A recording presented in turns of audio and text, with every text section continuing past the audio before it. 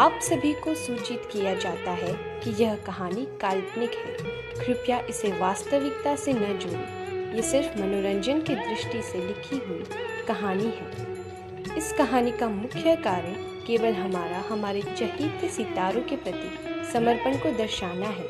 कहानी में लिखे गए किसी भी दृश्य को वास्तविकता से जोड़ने का पाप न करें। कहानी का आनंद लें। देख वीरू, अब तो जो होना था वो हो ही गया ना। अब तुझे वृंदा के लिए स्ट्रांग बनना होगा। रमन, मेरी मेरी वृंदु, उसके साथ ये मैंने क्या किया? उसको इतनी प्रॉब्लम दे दी। अगर उसको कुछ भी हुआ ना, मैं खुद को कभी माफ़ नहीं कर पाऊंगा। मैं वृंदा के लिए ठीक नहीं हूँ।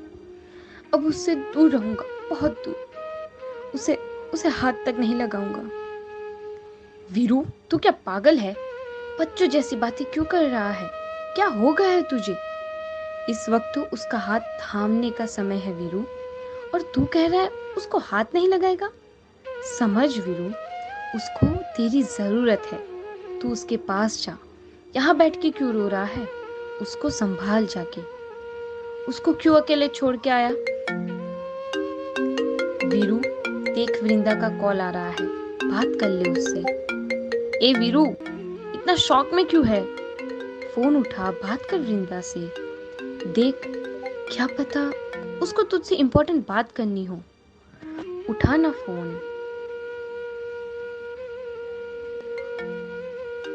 वीरू देख, दोबारा उसका कॉल आ रहा है। प्लीज यार, बी स्ट्रांग। बात करना उससे, होश में आ।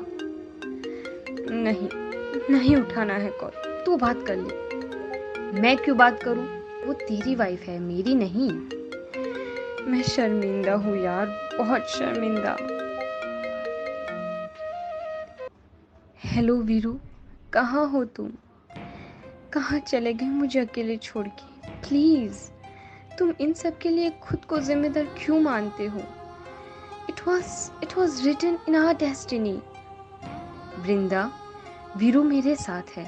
कब से रो रहा है, एकदम जैसे होश ही ना हो उसको। वृंदा, मुझे सब पता चला अभी वीरू से।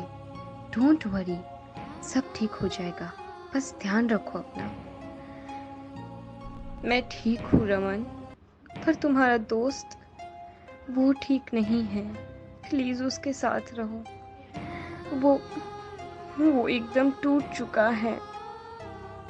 मैं तुम दोनों के साथ हूँ, तुम दोनों के हर फैसले में। एंड डोंट वरी, वो जैसे ही कॉन्शियस होता है मैं लेके आता हूँ उसे। हाँ, ओके, बाय रमन।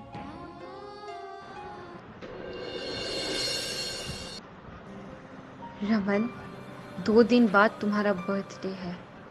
तुम्हारा बर्थडे मेरी लाइफ का सबसे इम्पोर्टेंट इवेंट होता है हमेशा से। रमन, तुम्हारी बहुत याद आती है।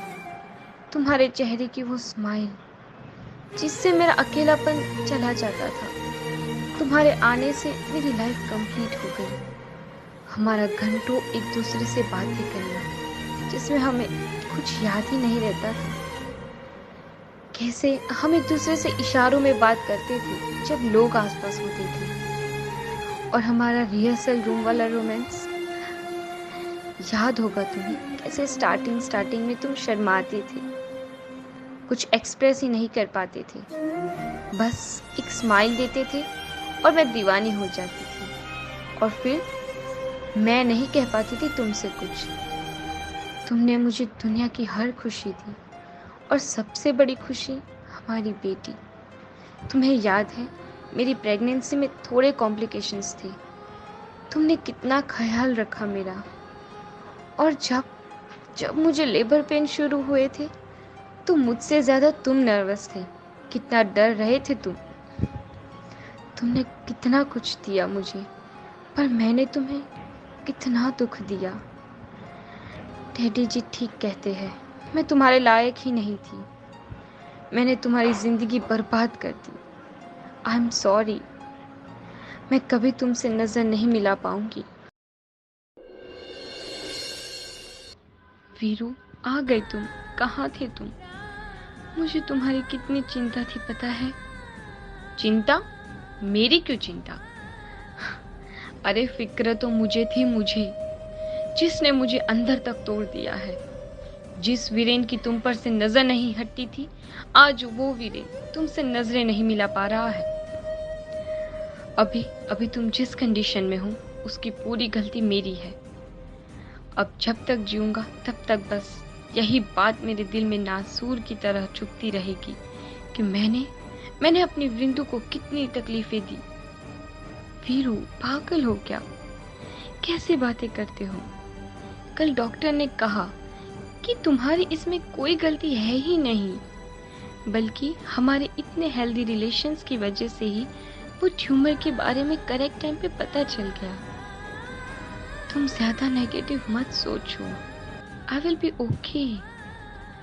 और ये ट्यूमर एंड अनवांटेड प्रेगनेंसी के बारे में जानने से मुझे उतनी तकलीफ नहीं हुई जितनी तकलीफ तुम्हारी उस कसम ने मुझे दी कि तुम मुझे कभी छुओगे नहीं। इस टाइम मुझे तुम्हारी जरूरत है। क्या एक बार मुझे गले नहीं लगाओगे वीरू?